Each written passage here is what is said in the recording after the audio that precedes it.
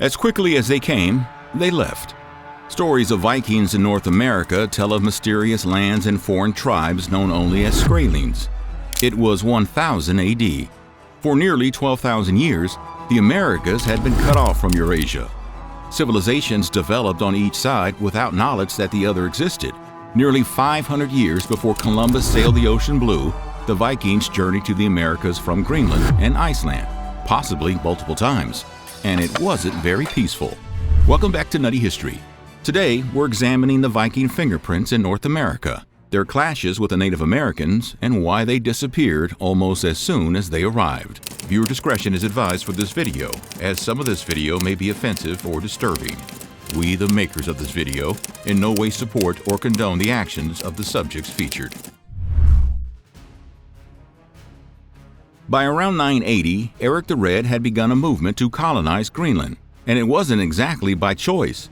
Eric was a wild man and had been banished from Iceland for 3 years because he'd eliminated someone. He then named the pretty cold and inhospitable piece of land he found while exploring Greenland to entice people to move there. It worked. A few thousand Vikings ended up settling down and calling Greenland home.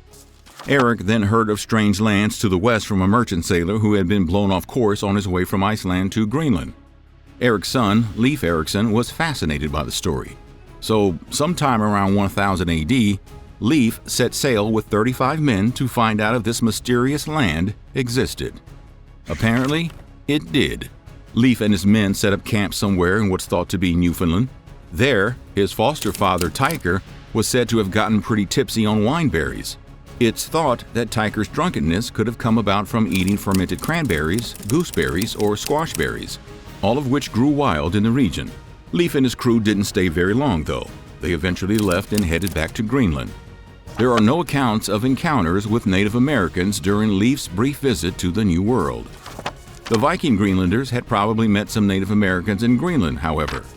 There's evidence that they traded with the Thule, ancestors of the Inuit. Ivory carvings of Norsemen have been found at Thule archaeological sites, as well as iron and bronze tools that the Thule weren't capable of making themselves. It's thought that the Viking name for Native Americans, Skraelings, probably originated from the Old Norse word skra, which means dried skin, most likely a reference to the animal pelts worn by the Inuit ancestors.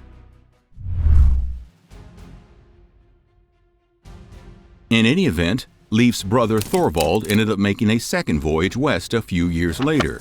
Thorvald and his men set up shop for the winter at the camp Leif left behind.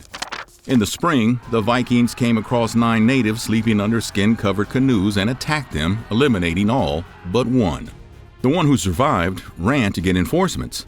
A battle ensued, and Thorvald lost his life to an arrow. Despite tense relations with the Native Americans, the Vikings ended up staying another winter before heading back to Greenland. A few more years would pass before another Norseman made the journey to the New World. This time, it was Thorfinn Karlsefni. Thorfinn was a wealthy merchant with a distinguished lineage. He organized a far larger expedition than either of the Eriksson brothers had, with 3 ships, between 160 to 250 men and women, and livestock. Thorfinn's expedition ventured farther south than either Leif or Thorvald's. They ended up settling in a place called Stromfjord. There they encountered more Skraelings. It started off peacefully enough.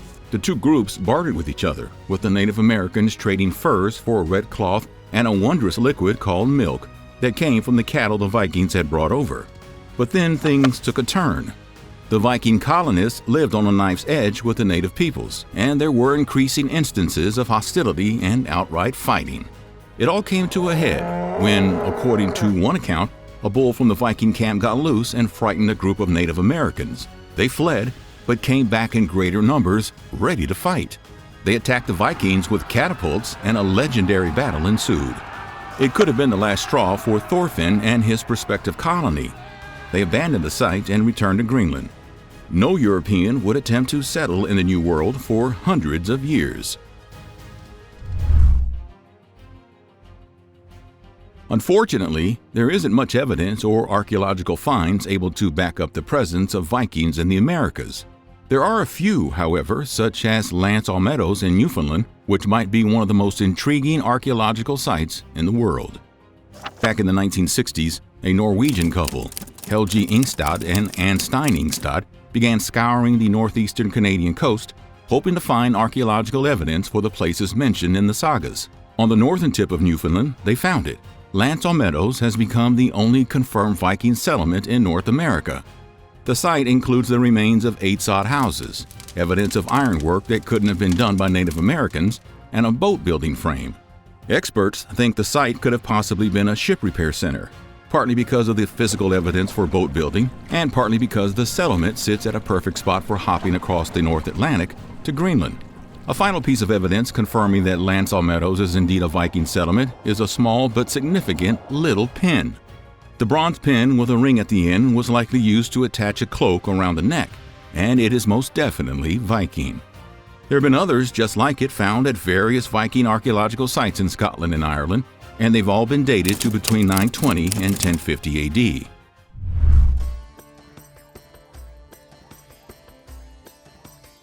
One of the only other pieces of hard evidence for Viking presence in the Americas was found farther south on a beach in Brooklyn, Maine. One day in August of 1957, an amateur archaeologist named Guy Melgren discovered a curious old coin. At first, he suspected it was a medieval British penny, but then in 1978, experts identified it as a Norse coin that was minted between 1065 and 1093. The site where the coin was found, called the Goddard site, includes a huge number of arrowheads, leading some to speculate that the arrival of the coin coincided with the arrival of archery among the Native Americans in the region. Were they taught by ancient Viking visitors? The Goddard coin was met by a significant amount of skepticism by historians and archaeologists. There had been some fakes in the past regarding the Viking discovery of America, including a hoax map and a fabricated runestone with Norse inscriptions found in Minnesota. However, the Norse coin has been held up to scrutiny by experts, who agree that it is original and that it had all the wear and tear of a coin buried for centuries. We don't know a lot about the Vikings settling in the Americas for periods of time, but we do know of 3 expeditions to the New World because of 2 sagas, the Saga of Eric the Red and the Saga of the Greenlanders. Together, they're known as the Vinland Sagas. Both were written down a couple of hundred years after the events that they relate from around the year 1000. They differ in some respects, but tell the same basic stories about Viking settlements in North America. However, there's mystery surrounding where exactly they landed. The sagas mention 3 main places: Helluland, Markland, and Vinland. Helluland was the farthest north and means land of flat stones. In the middle, there was Markland, which means land of forest, and farthest south was Vinland, which means land of wine.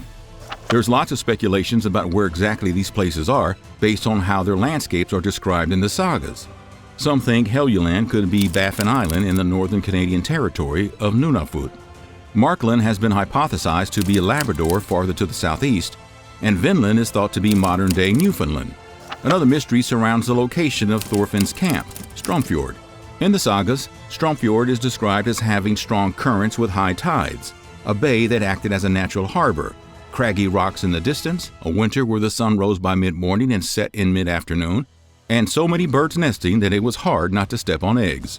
Various places along the northern coast of North America have been proposed for the location of Stromfjord based on these descriptions, from the Bay of Fundy and Lancel Meadows in Canada to Buzzards Bay in Massachusetts, and even as far south as the Long Island Sound in New York.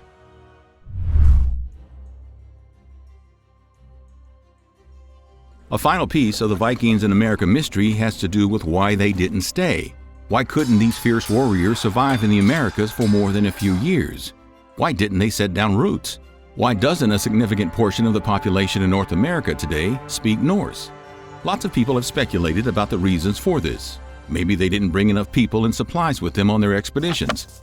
Maybe they were driven out by hostile Native Americans. But one of the leading theories has to do with the weather. During the 11th century, Leif and Thorvald Eriksson and Thorfinn Karlsefni led their expeditions to the New World. The climate was warmer. It's known as the medieval warming period, and because of it, there were warmer summers and less Arctic sea ice. But then it got colder. Starting in the 12th century, what's become known as the Little Ice Age caused temperatures to drop and ice to accumulate, making many of the sea routes impassable. It also made life on Greenland and Iceland very difficult for the Vikings. Evidence points to food shortages and plague. Between 1250 and 1700, Iceland's population fell from 150,000 to just 50,000. The Viking stint in North America was brief. What we know about it has been reduced to legend, told through sagas that could be historical fact or mythological fiction, or a combination of the two. The physical evidence includes just one small settlement, a pin, and a coin. Yet it's fascinating to think what could have happened if they stayed. Let us know in the comments what you think. Did the Vikings ever step foot in the Americas? As always, thanks for watching Nutty History. Don't forget to like and subscribe for amazing content.